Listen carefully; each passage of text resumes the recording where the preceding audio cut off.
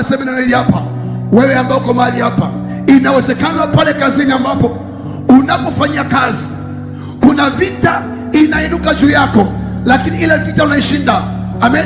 Yawezekana kuna mahali upo, kuna vita mara kwa mara inakuja juu yako, lakini vita inayokuja kwenye malango yako unaishinda. Ni kwa sababu kuna mahali kuna ulinzi wa sadaka. Amen. Narudia tena, ile vita ulionayo, kuna watu hapa inawezekana tayari ulipangiwa mpaka tarehe ya kifo chako. Yawezekana tuko mahali hapa, kuna watu ambao tulipangiwa mpaka tarehe ya kufukuzwa kazi, lakini mkono wa Bwana umekubeba. Amen. Mkono wa Bwana umekubeba. Mkono wa Bwana umekubeba.